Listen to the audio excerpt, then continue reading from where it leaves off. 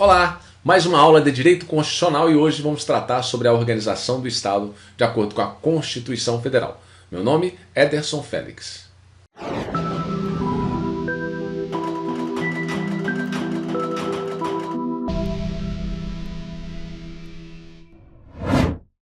Para que possamos estudar sobre a organização do Estado, nós primeiro precisamos saber o artigo 1º.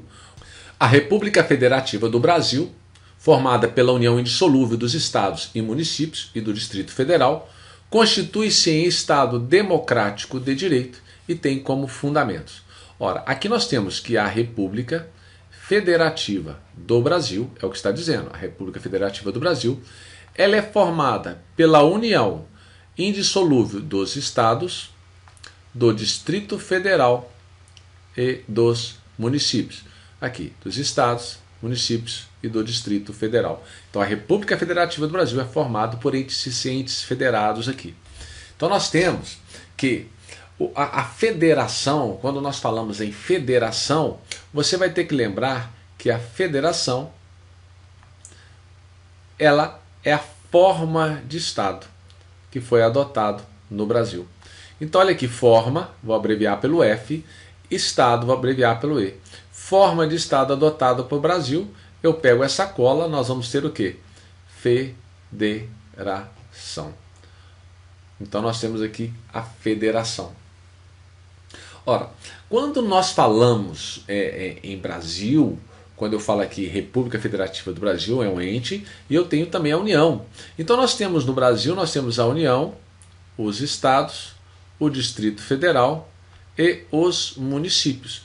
Observe que agora a União faz parte, porque aqui é a República Federativa do Brasil, como o Brasil é visto externamente. E aqui é a União, como é visto internamente. Então nós temos que a União, os estados, o Distrito Federal e os municípios são entes federados. Observe que esses entes federados, eles possuem uma autonomia.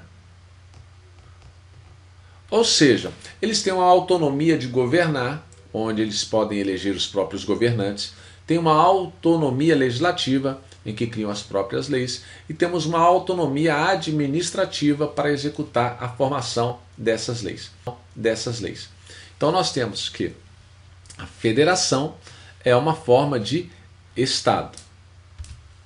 Se nós pegarmos então esse macete que eu ensinei para vocês, forma de Estado, é a federação. Poderíamos ser uma confederação, mas a diferença de federação e confederação é que uma confederação ela possui uma soberania, externamente, né, ela tem um poder maior, e a federação ela tem uma autonomia. O que tem a soberania aqui no Brasil é a República Federativa do Brasil, ela tem soberania. Então quando nós falamos que a federação, a forma de Estado é uma federação, nós precisamos saber também qual que é a forma de governo. Qual que é a forma de governo adotada no Brasil? Observe que eu fiz aqui, a forma de governo adotado é a República. Ora, eu puxei um R e puxei um R aqui. Olha a cola. Forma de governo é República. Forma de Estado, Federação. Forma de governo, República. E nós temos também o sistema de governo. Qual que é o sistema de governo adotado pela gente? Presidencialismo. Presidencialismo. Aí você podia falar assim, professor, mas aí não tem macete? Não tem, claro que tem um macete. Observe aqui o si e o si aqui de presidencialismo. Do macete? Mas olha só, se você pega forma de Estado, olha aqui, forma de Estado, olha o macete, federação. Você tem o F e o E aqui. Forma de governo, ao R, você tem República. Sistema de governo é o presidencialismo. Lembrando então que a forma de Estado pode ser federação ou confederação. O Brasil adotou a federação. A forma de governo pode ser república ou monarquia. O Brasil adotou a república, em que os governantes são eleitos. Na monarquia havia uma sucessão hereditária. E o sistema de governo que nós adotamos é o presidencialismo, mas poderia ter sido parlamentarismo, em que era comandado pelo ministro, primeiro-ministro ali. Falando um pouco de repartição de poderes, nós temos que falar aqui dos entes da federação. Ou seja, eu tenho a União, nós temos os estados e nós temos os municípios. A União, ela vai tratar de assuntos de interesses predominantemente geral.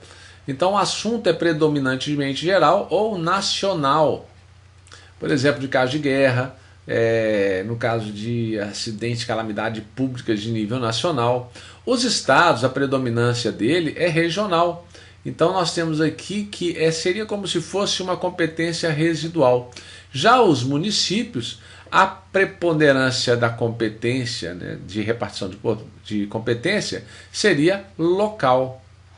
Agora observe o seguinte, o Distrito Federal, por não ser o Estado, ele tem hora que ele está voltado para interesses do Estado, como tem hora que ele está voltado para interesses municipais. Então, a depender da situação, é que nós vamos verificar qual que seria a competência do Distrito Federal. E esse critério ele não é absoluto, então pode ter algumas variações aí, mas é um caminho que você tem para identificar se é de interesse regional ou não. Por exemplo, funcionamento de comércio é de interesse da União e que é de interesse local? Interesse local. Trabalho aos domingos é de interesse da União, dos estados ou interesse municipal? Interesse municipal, porque é questão o quê? Local. Olha o que nós temos para falar aqui sobre a União para que você não esqueça mais. A União é uma pessoa jurídica de direito público interno, sem personalidade internacional. Ou seja, ela não tem personalidade internacional, a União, nem personalidade autônoma. Agora, tem competências administrativas, legislativas, enumeradas pela Constituição Federal. Quando a União representa a República Federativa do Brasil, entretanto, apresenta sim soberania.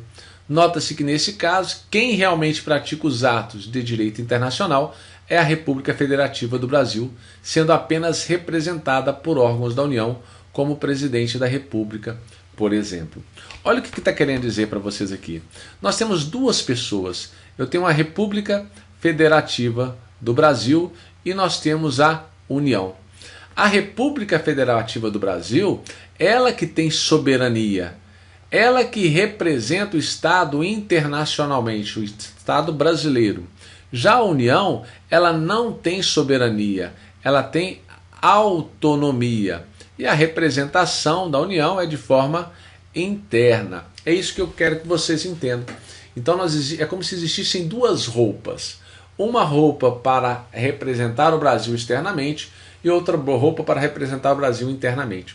Quando o presidente da República está no exterior representando o Brasil, não é o Brasil que ele está representando, não é a União que ele está representando, ele está representando a República Federativa do Brasil. Agora, quando o presidente da República está visitando o Estado, ele está representando a União naquele caso. Então nós temos ali uma representação interna. Compreenderam esse ponto? A diferença entre União e República Federativa do Brasil? Vamos para outro ponto.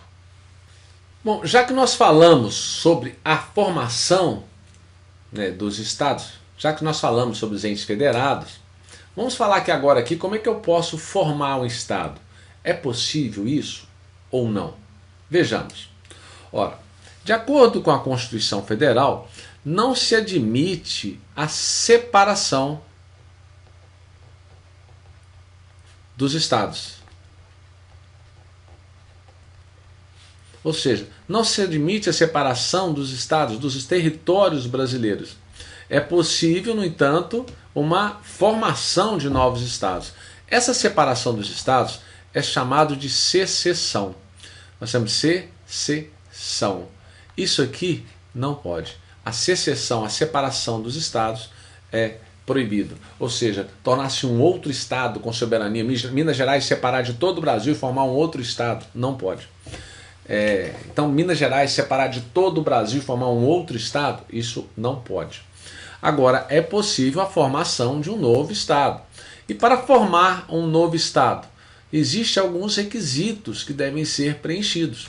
Porque eu posso ter a formação de um estado. Então, para formar um novo estado, existem alguns requisitos para serem preenchidos. Existe a formação do estado por fusão, Nós podemos ter uma fusão ou nós podemos ter uma cisão. A fusão é quando eu tenho aqui dois estados ou mais estados que se unem para formar um novo estado. Agora, a cisão é quando eu tenho um estado e ele se separa, formando um estado A e um estado B. Isso aí é possível acontecer. Mas quais seriam os requisitos necessários para a formação de um novo estado? Olha o que diz o artigo 18. O artigo 18, parágrafo 3º da Constituição Federal. Nós temos lá plebiscito. Ou seja, é feita uma votação com a população diretamente interessada. 2. Nós temos o quê? A oitiva tem que ouvir a Assembleia Legislativa. E terceiro, temos que ter uma lei complementar federal que é aprovada pelo Congresso Nacional. E essa lei vai vincular essa formação. Então, de acordo aqui, a formação do Estado, formar um novo Estado. Eu preciso de plebiscito com a população diretamente interessada. A Assembleia Legislativa ela tem que opinar sobre isso. E eu tenho que ter uma lei complementar federal elaborada pelo Congresso Nacional. Agora, e se fosse município? E a formação de um município? Bom, para a formação de um município, eu vou precisar também de lei complementar do Congresso Nacional, determinando o prazo para a criação desse estado, desse novo município, digo. Eu não precisar de um prazo, a lei complementar vai ter que dar um prazo para a criação desse município. Outro requisito aqui vai ter que ter um estudo da viabilidade, da formação, da separação desse município aí. Em terceiro lugar, nós vamos ter também um plebiscito da população diretamente interessada. E em quarto lugar, nós vamos ter o quê? A lei estadual para a formação. Então observe que eu posso formar um novo estado? Posso. A formação de estado tem os requisitos e a formação de município também tem os requisitos. Nós temos como semelhança aqui o plebiscito aqui. Aqui é uma lei complementar federal do Congresso Nacional, aqui é uma lei estadual. Aqui eu tenho uma lei complementar do Congresso Nacional, mas essa lei complementar é apenas determinando o prazo para a criação deste novo município.